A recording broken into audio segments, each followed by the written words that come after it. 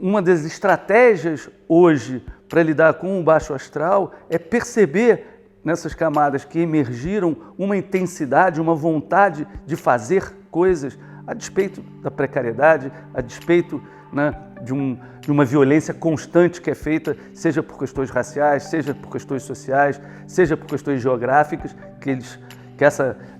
esse circuito sofre, mas que atravessa isso com uma vontade de fazer, com uma vontade de criação, de invenção, que é louvável, e é por onde eu acho que a gente tem que escapar, né, do baixo astral, percebendo aí, né, por exemplo, na Escola Livre de Arte da Maré, né, um tônus, né, uma potência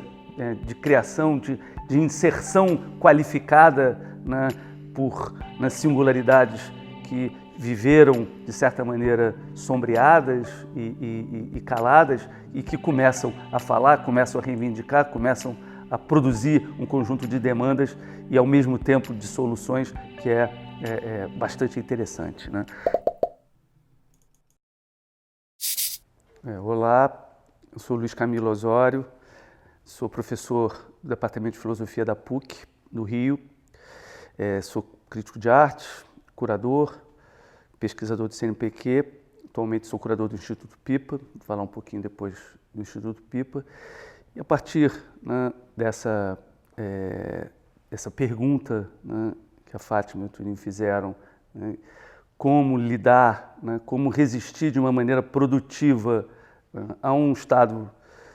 de coisas, né, digamos assim, reativo, né, à criação, à invenção, né, à liberdade experimental, né, do mundo da arte, né, que propostas a gente pode encaminhar, que experiências, né, nós podemos acrescentar para, né, lidar com isso de uma maneira menos melancólica, né, tentar, né, alimentar um pouco a subjetividade de uma pulsão mais inventiva, mais criativa. Bom, como eu disse de saída, né, o meu lugar, né, assim, de estar mais dentro de uma instituição é na universidade, é a partir da universidade, a partir desse lugar na universidade, na academia, que eu me lanço, digamos assim, nas outras funções, nas outras atividades ligadas ao mundo da arte. E essa dupla vinculação no mundo da arte e na academia sempre me interessou, sempre me alimentou, né? Por um lado, é um movimento que pode ser dispersivo, né? Por outro, é uma dobradinha que me parece intensificar um pouco tanto o meu trabalho acadêmico, que lida, né, com as questões da arte, né, a partir da filosofia, né, da estética, da filosofia da arte, e, ao mesmo tempo, leva para a minha intervenção no mundo da arte algum tipo de travo mais reflexivo, né, menos, digamos assim, adaptado ao modo pelo qual o circuito funciona e tentando contribuir, né, com algumas problemáticas, né, algumas linhas de fuga para o próprio circuito. Pois bem, então, uma vez que esse duplo vínculo ele acontece, como fazer com que esse lugar, né, no mundo da arte, esse espaço, que é um espaço sempre crítico, ele possa, né, acontecer de uma maneira menos, digamos assim, enquadrada, menos repetitiva, menos reprodutiva, né? E eu digo isso até do ponto de vista de quem atua dentro do circuito hegemônico, né? Não lido com o circuito a partir, né, das margens, lido a partir de dentro, né? Mas como dentro do circuito a gente pode criar algum tipo de dobra, algum tipo, né, de desdobramento que seja mais interessante. E, por exemplo, como atuar, né, como crítico, que tipo de intervenção a crítica de arte tem hoje se, né, a crítica jornalística, a crítica militante está em baixa. Então, uma coisa que sempre me interessou foi como pensar a curadoria a partir dessa dimensão da crítica, né? Como desdobrar a crítica para essa intervenção no espaço da arte, como fazer, né, da curadoria, né, uma escrita crítica no espaço, né? E isso, né, é uma questão para mim em aberto, isso é uma questão que está o tempo inteiro sendo colocada e que eu tenho escrito sobre isso. Teve uma pesquisa no CNPq tentando pensar a relação entre crítica e curadoria, e é essa, né, uma forma, por exemplo, desse trabalho na academia servir, digamos, como uma usina reflexiva que se desdobra depois no trabalho também como curador, né, no circuito, né? E uma outra forma de pensar isso era no período, né, de 6 anos que eu fui curador do Museu de Arte Moderna do Rio, como levar algum tipo de debate, de discussão que pertencia à academia para o espaço do museu. Como articular, por exemplo, o trabalho da curadoria com o trabalho da educação dentro do museu, né? Então, uma das primeiras coisas que eu reativei quando cheguei no museu, junto com a equipe do museu, foi o setor educativo. E trouxe para o setor educativo um colega, né, um casal, que é o Luiz Guilherme Vergara e a Jessica Gogan, que trabalham, né, o trabalho, né,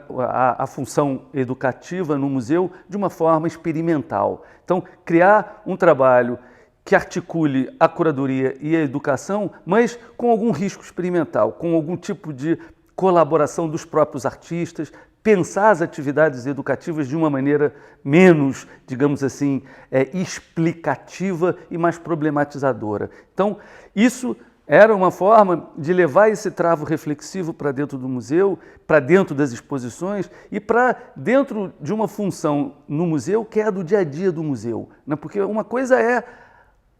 a abertura da exposição, o barulho em torno da chegada de uma nova exposição. A outra é como manter ao longo do tempo, né, do dia a dia do museu, um conjunto de atividades, né? Como alimentar esse dia a dia do museu de um conjunto de atividades que dê, né, vida própria ao museu e vida inteligente ao museu. E, ao mesmo tempo, né, pensar o trabalho educativo como um trabalho lúdico, porque você vai ter as escolas lá dentro. Então, quebrar um pouco uma certa... um certo bolor que às vezes o museu tem para jovens, para crianças, e que, né, você pode quebrar essa cerimônia, trazer algum tipo de dimensão mais lúdica para dentro do museu, mas ao mesmo tempo percebendo a temporalidade do museu como uma temporalidade menos acelerada, né, menos consumista, menos dispersiva, e como trazer esse tempo mais estendido, essa duração mais intensiva, com uma dimensão lúdica. Essa era um pouco a função dessa parceria da curadoria e da educação no conjunto, né, dos trabalhos feitos com as exposições, com a coleção. Pensar a coleção também, né, pensar a narrativa histórica da arte brasileira de formas menos, digamos assim, hegemônicas, né, tirar uma certa ideia de cronologia, misturar a produção contemporânea com a produção moderna, enfim, pensar esses vínculos, pensar outras narrativas a partir da própria coleção no museu, tudo isso em diálogo com outras pessoas da universidade, com outros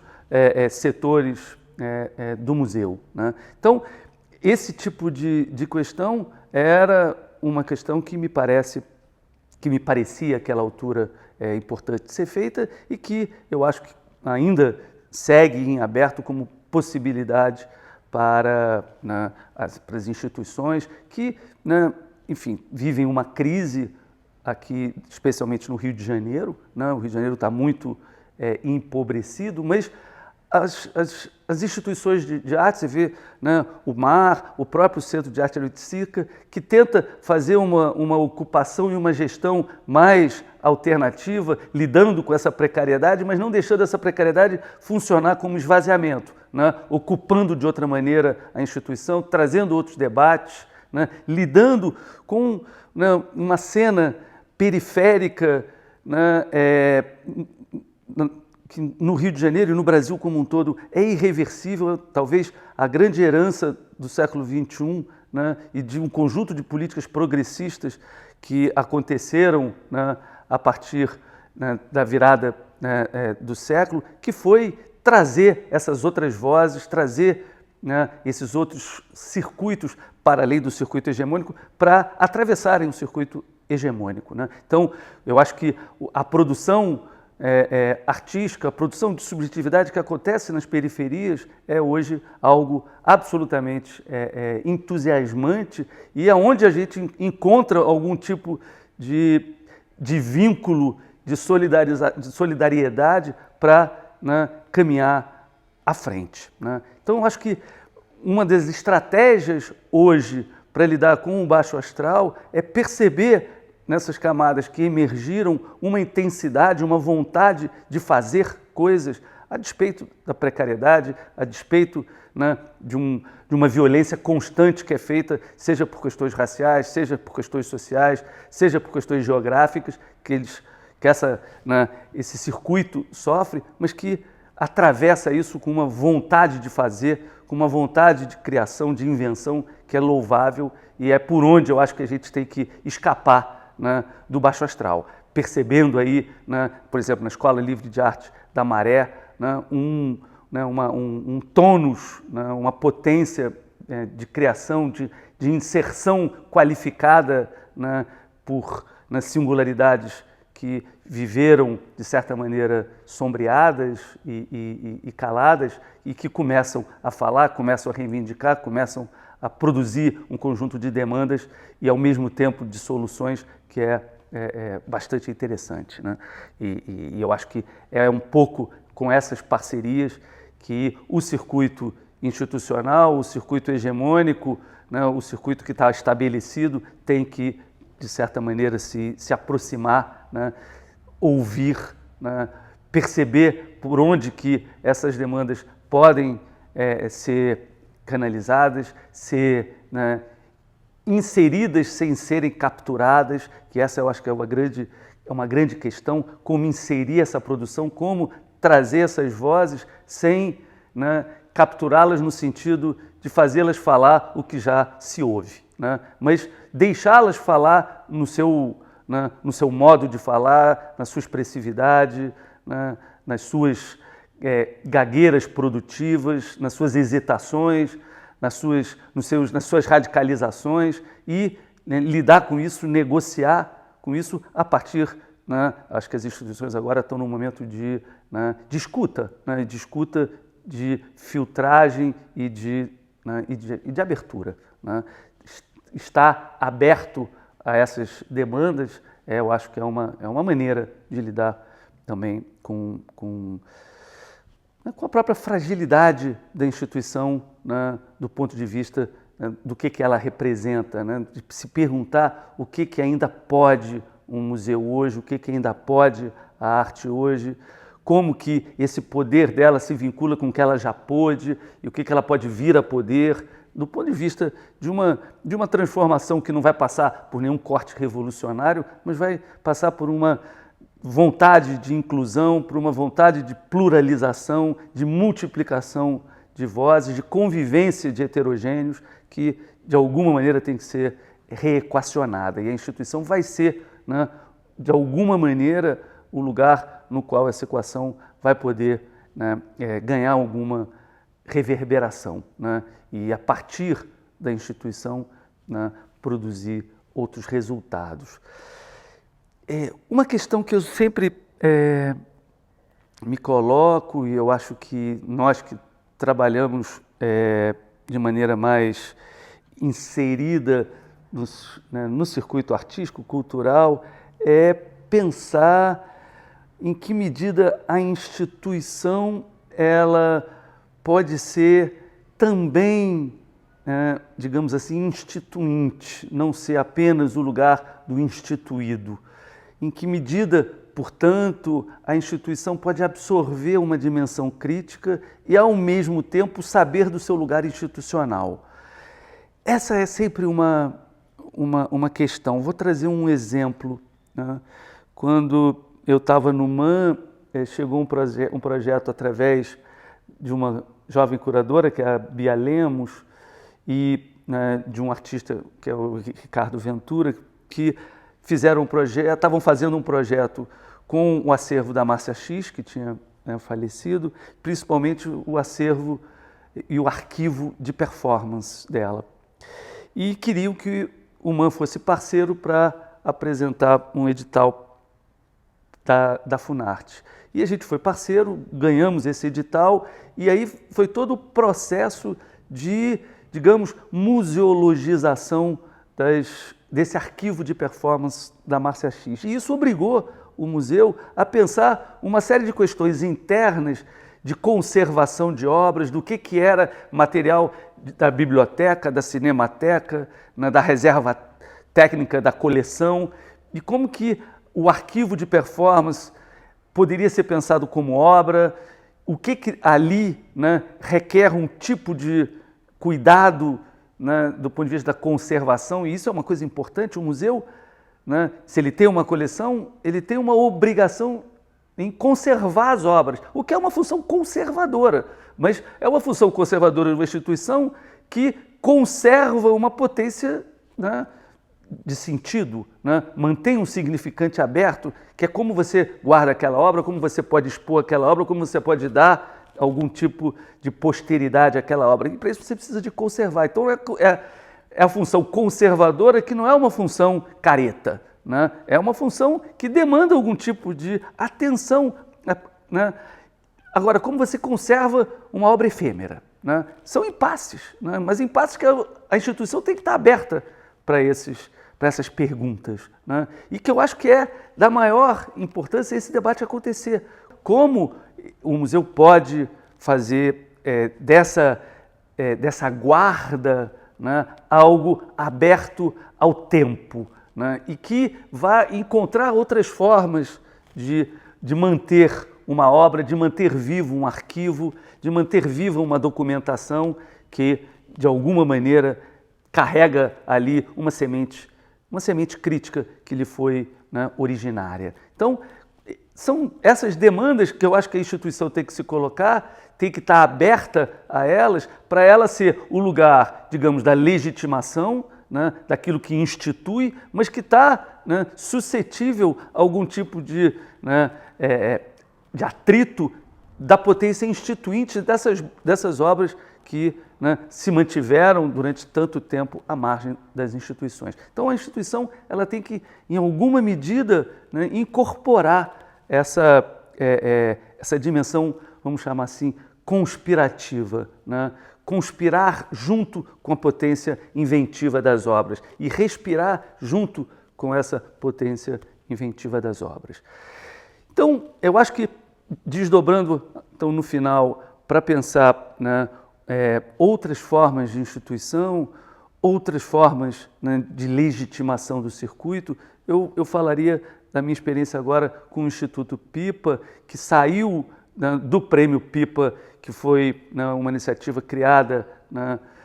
quando eu estava, né, no MAN, né,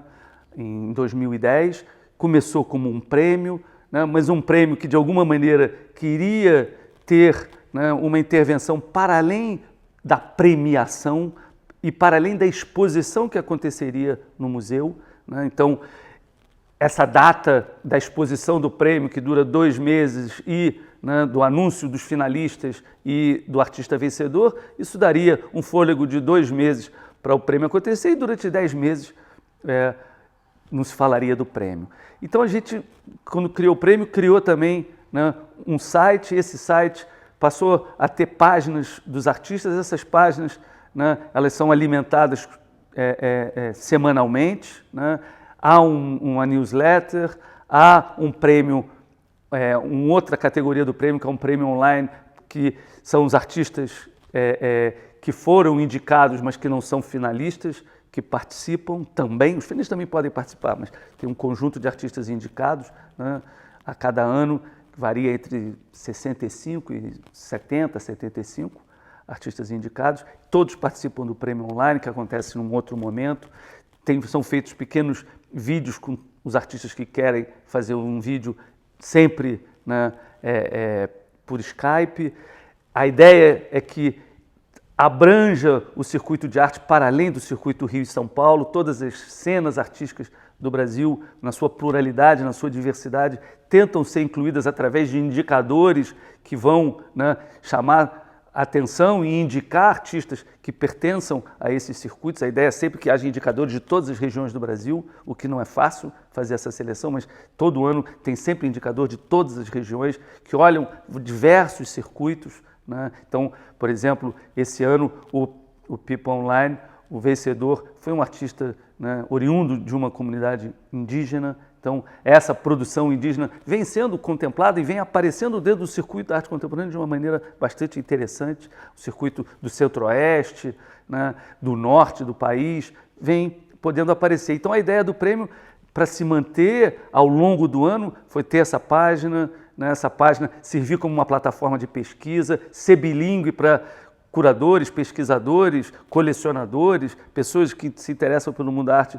que vivam fora do Brasil, que não falam português, possam ter acesso, né, às páginas desses artistas. Tem uma reflexão crítica, eu escrevo mensalmente para o site, faço entrevistas com os artistas para o site. Alguns críticos mandam textos sobre os artistas, os próprios artistas mandam textos, né, escritos sobre o seu trabalho para as suas páginas. Enfim, é uma plataforma, né, para além de uma plataforma de divulgação da cena contemporânea brasileira no aspecto mais diversificado, mas também uma plataforma que pretende ser uma plataforma de pesquisa, de debate crítico, né? E, né, ao mesmo tempo, né, tentamos comissionar alguns projetos que não tenham viabilização, né, mais fácil, né? Portanto, tentando produzir, né, com uma verba que é privada. Foi, né, um endowment feito por um casal de brasileiros que, né, a partir desse endowment, financia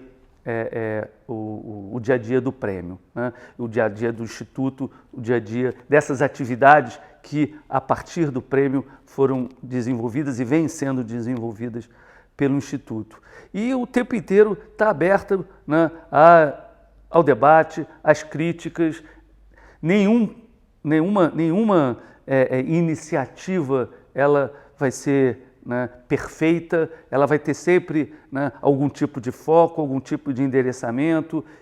Coisas vão ficar de fora, porque esse foco, para ter sustentabilidade e para ter algum tipo, né, digamos assim, de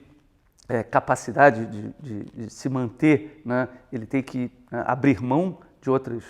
funções, né, de outros endereçamentos, de outros âmbitos, né, do circuito de arte, mas são iniciativas às quais outras iniciativas se somam, né, a outros prêmios, a outras plataformas de pesquisa, a outras formas né, de comissionar a produção contemporânea, mas o importante né, a ideia é essa,